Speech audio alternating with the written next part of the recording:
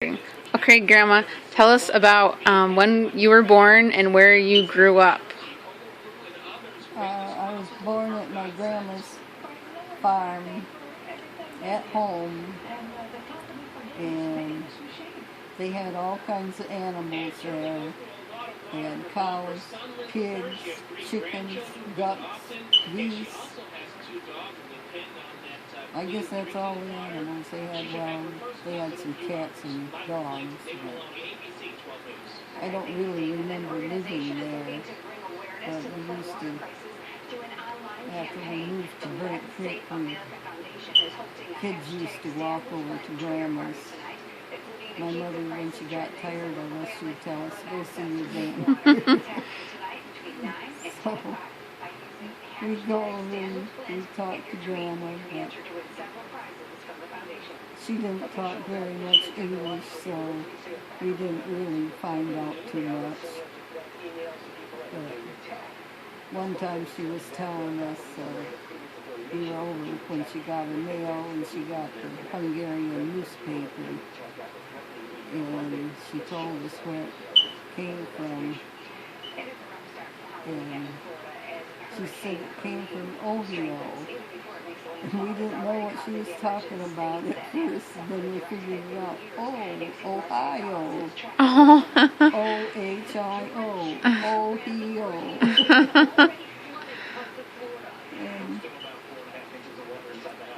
she used to let us touch the little ducks and chicks when they're she used to have this coal range, and she'd have the door to the oven down, and she'd have a box on there, and she'd put little baby chicks and ducks. I guess her mother wouldn't take care of them or something. And sometimes she'd have the little pigs in there. They were really cute when they were real little. But then they would grow to be these mammoth things. Where was your grandma's house? What? Where was your grandma's house located? It was at the northeast corner. It was on Stanley Road, but it was at the northeast corner with Nichols Road. And they had horses at one time, but I don't remember the horses. We used to climb the mulberry trees and pick the mulberries.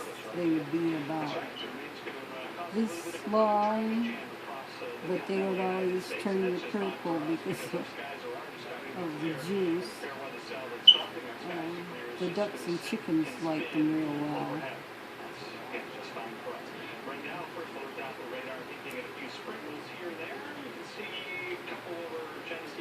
We always had to walk to school until I was in the 6th grade.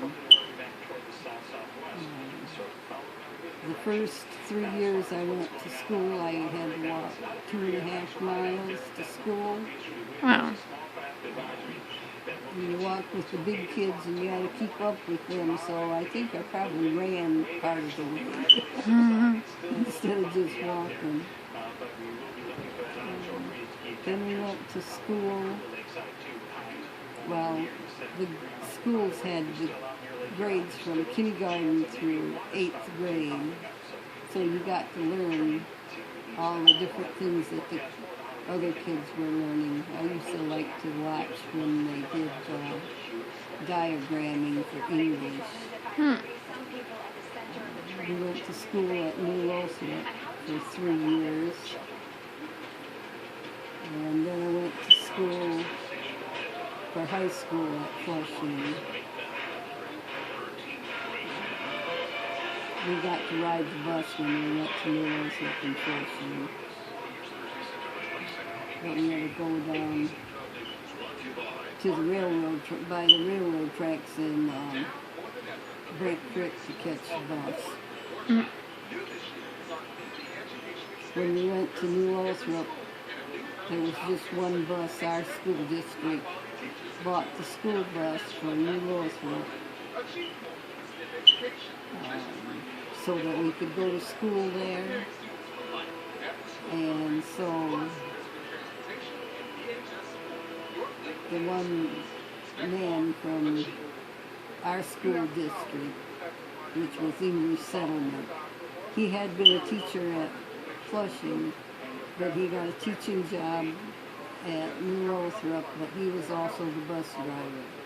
So we used to have to catch the bus around 7 o'clock in the morning, and we'd get to school at 8 o'clock because he picked up kids east of New Lothrop, the first one. And then after he dropped us off, then he would go on the west side of New Lothrop to pick up kids. Because school started at 9 o'clock, and it was supposed to go until 4 o'clock. But the kids that lived on the west side, they got to get out early, because he took them home first, and then we got to ride the bus after he got done with them. So we got home around, I don't remember for sure, it was after 5 o'clock. Oh my goodness.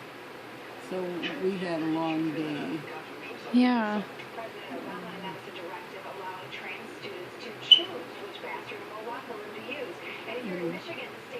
My dad always had a garden, a great big garden. He grew corn, potatoes, tomatoes, peppers,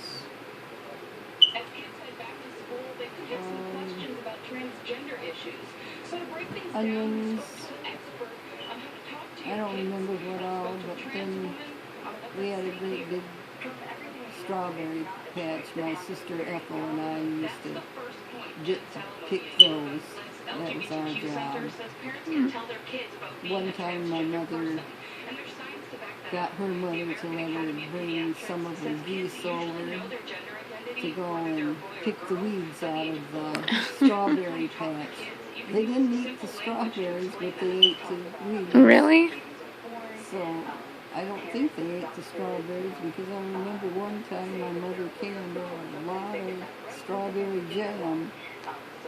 We had to go and help her prepare the strawberries so she could can them. She would can tomatoes.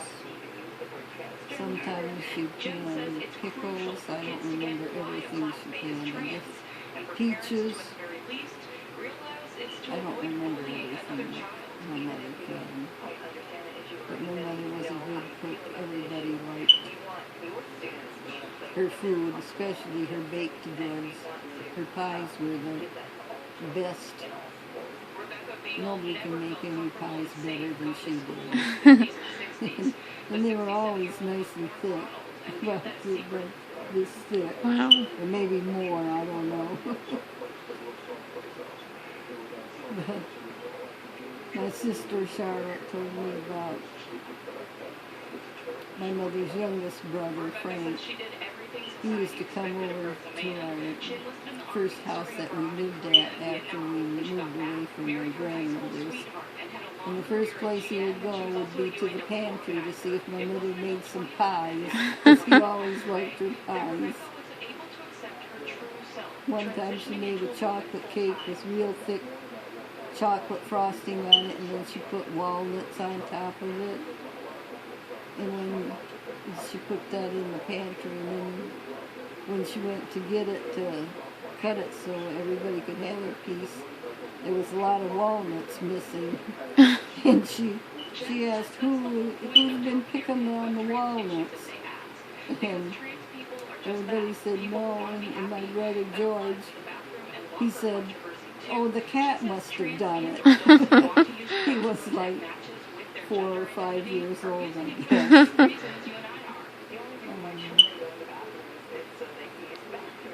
We raised a lot of chickens during World War II because meat and other things were rationed, and so you could only get so much.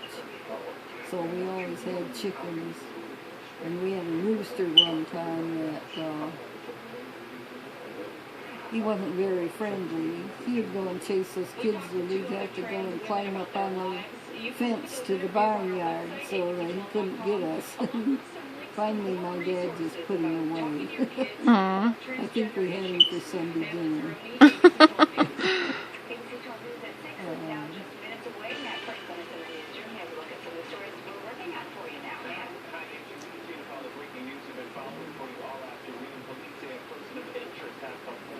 What else do you want to know? Well, you told me about your grandma. She mostly spoke Hungarian, right? Yeah.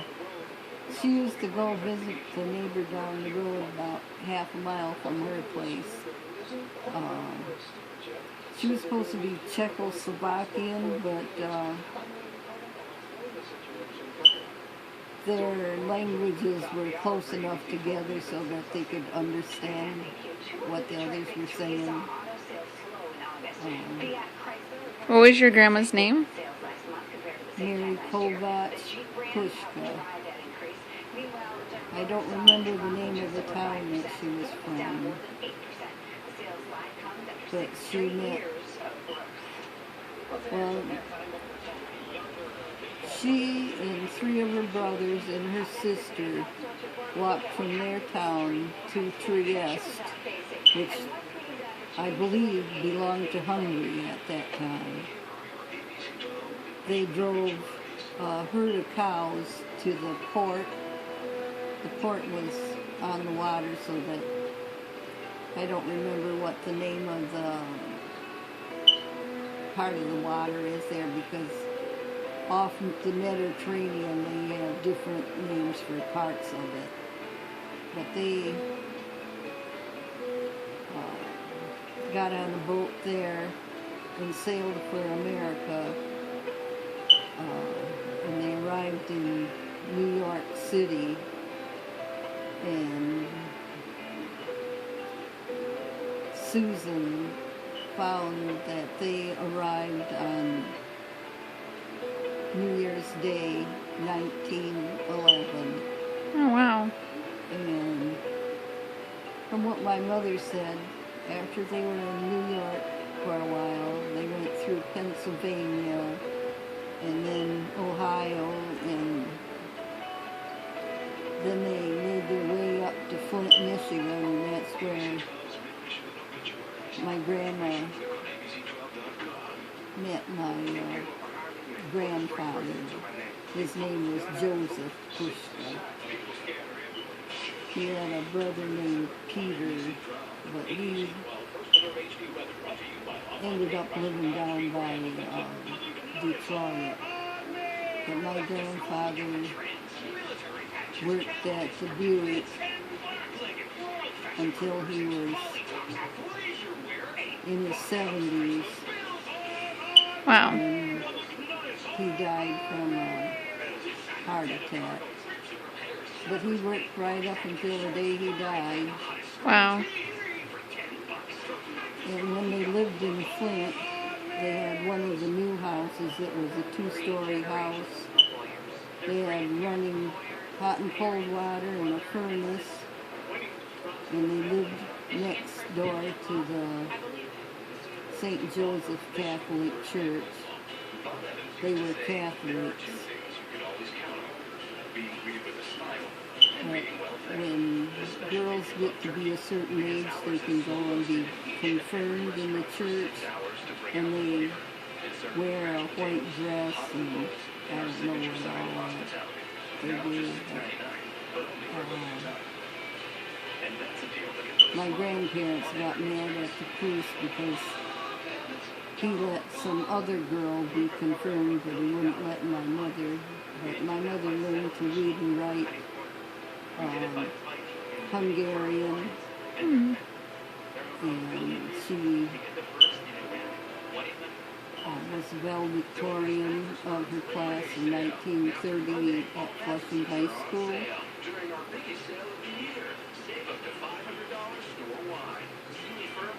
And she used to walk from the corner of Stanley and Nichols Road all the way into the Flushing High School. One year, her father gave a neighbor a pig so that he would let my mother ride with him when he went through Flushing. Wow. But she used to walk Seymour Road before they ever paved it. I guess they started paving it the last year or two that she went to school.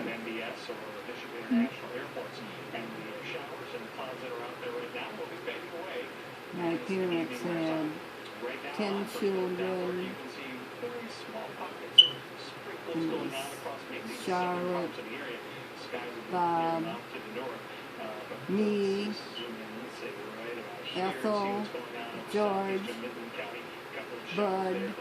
My mother used to call him her little Rosebud, but she couldn't think of a name for him, so she gave him the name Howard Frank Joseph, naming him after his father and her two brothers. Mm. And then there was Marie and William. He was born exactly 1 year after Marie on the same day, Oh, wow. June 14th, which is also Flag Day. And then there was David and Carol. And Carol was 6 months younger than my second daughter. Oh, wow. Susan was oldest, and then Cindy, whose real name is Lucinda, was 6 months older than Carol. Mm.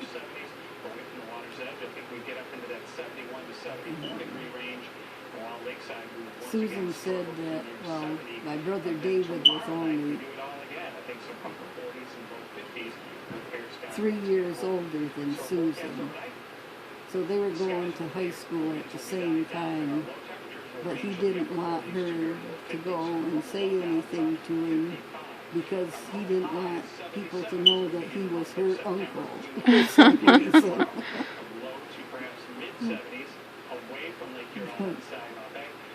Cindy and Carol went to school. They were in the same grade.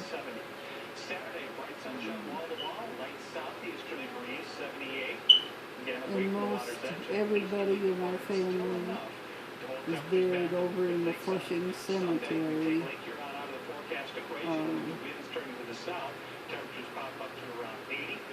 When my grandfather's was a Pushka died, my grandmother's brothers paid for the cemetery lots.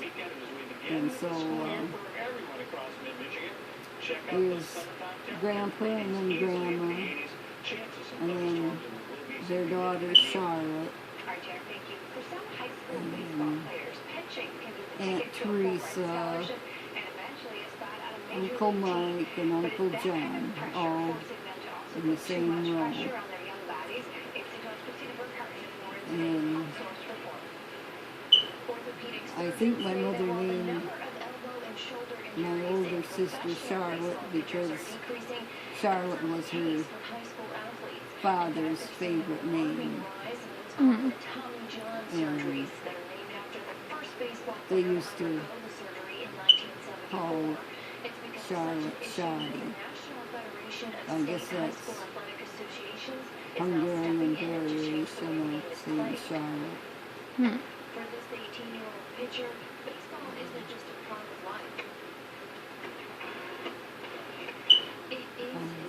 What else do you want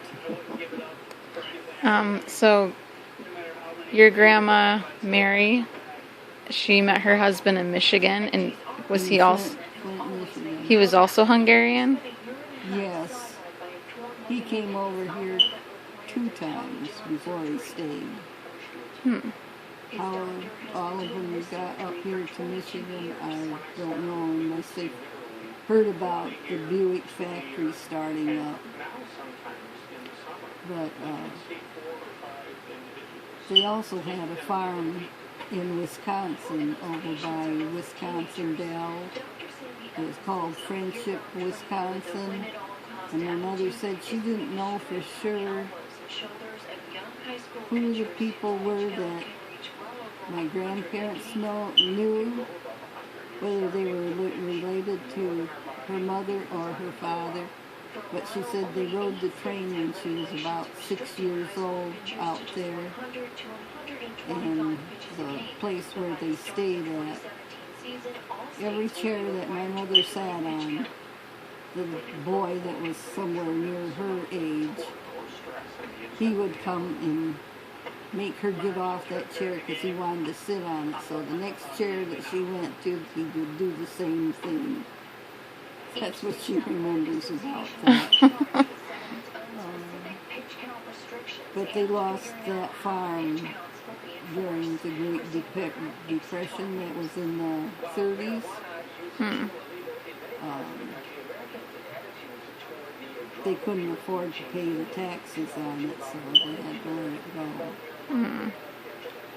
But I lived at my grandparents' place until I was about 4 years old. So we lived there through the Depression because it was so hard for anybody to go and make any money to live by. So we lived in a piece of the farmhouse. What year were you born, Grandma? February 25th, 1936. My mother said about 1 a.m. And my Uncle Joe drove to Montrose and got Dr. George Wright to come and help with my birth. And my mother said that when I was a few weeks old, I had pneumonia, and the doctor told them that he couldn't do anything more for them, and they didn't have money to pay for a hospital. Oh, wow. So my mother and my grandmother took care of me, and they used to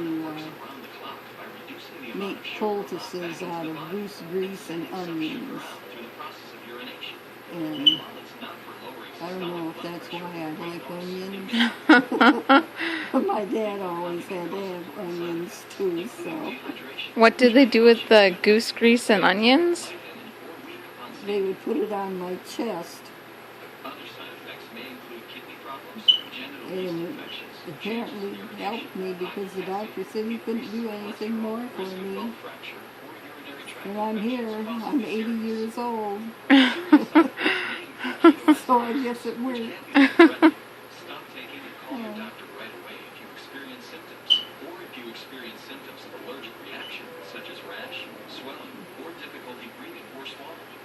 When we lived over on Van Vliet Road, we lived there for at least 3 years, maybe 4. We used to, our house was about a quarter or a little more from the Hawkins Road. We'd go to Kvarik's, the neighbors. They had dairy cows. We'd buy milk from them, so every night we'd go, I guess it was at night. I know they have to milk them morning and night. We'd get a couple of quarts of milk from them. And some of their kids were near ours ages.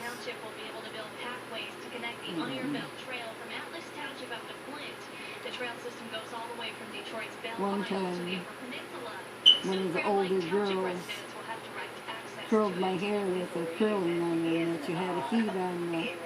Everybody had these coal stoves to cook on.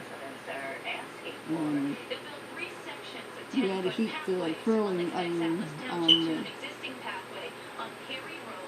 coal stove. I don't know if they stuck it in the fire or laid it on the thing. Anyways, one girl curled my hair with that. My mother had coal stove to cook on until I was going into ninth grade in 1950. And it didn't have, you had to regulate you had to figure out how much coal or wood to put into it to go and keep the heat going. But all of her baked goods always turned out real good. And when we went to English settlement at the end of the school year, they always had a picnic.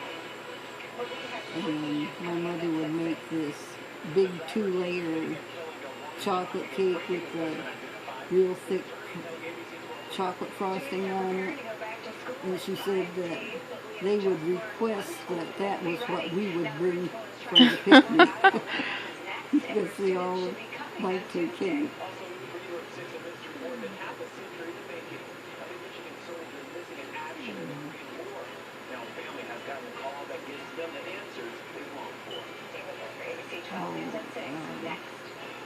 When we lived in Brent Creek, my sister and I started going to the church, which was right next door.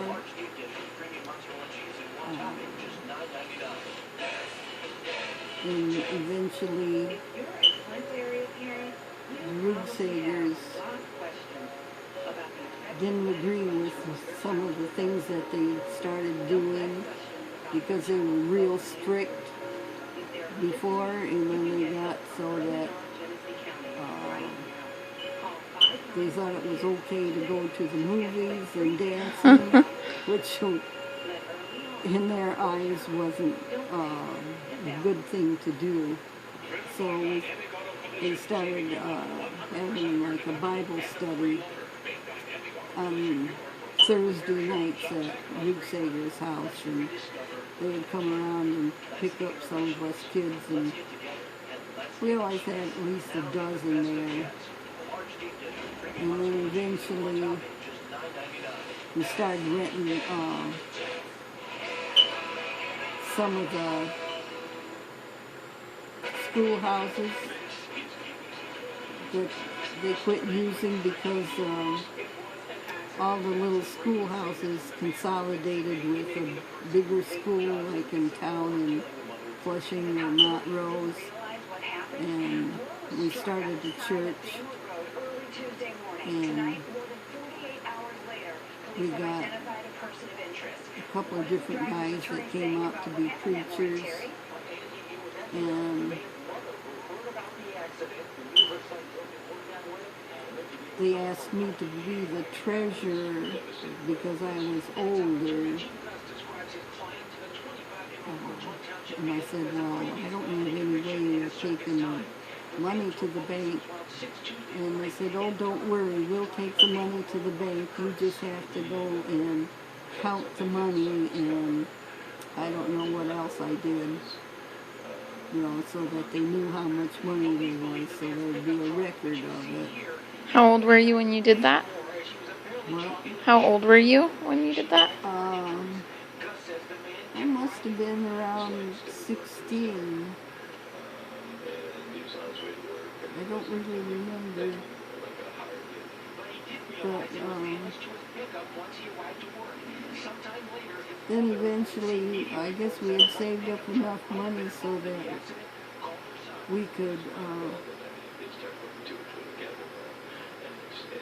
start having a building fund. And eventually we built Montrose Baptist Church. But Mrs. Rugsager taught your grandpa, Harold Clark, Hank, everybody called him Hank, taught him into picking up kids for Sunday school and church. So that was his job. That was how I got to know your grandfather. Oh, so he picked you up for church? Yeah, with a bunch of other kids, my sister and a bunch of other kids. And it got so that he used to have to make 2 trips.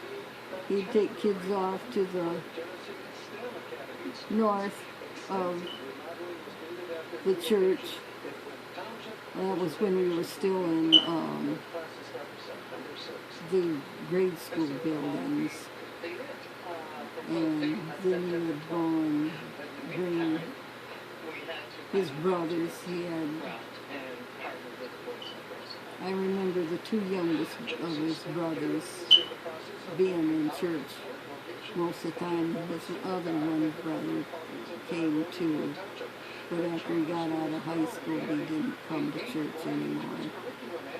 And he'd bring us home.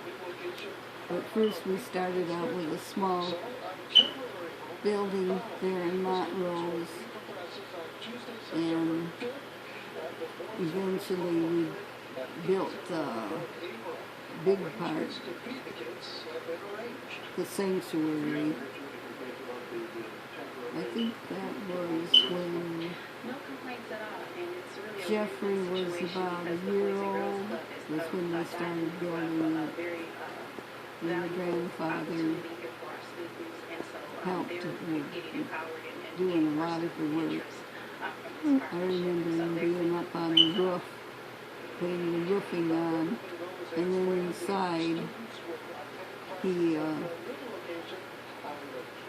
got up on some scaffolding, and I don't think it was paint that they put on the roof rafters, the big, well, they make the big arch thing, and he got way up there and he was doing that. And then he was a deacon. Well, he started being a deacon when we were still in the schoolhouses. And I was a deaconess for a lot of years too. I also taught Sunday school and vacation Bible school, and did a lot of other things at the church.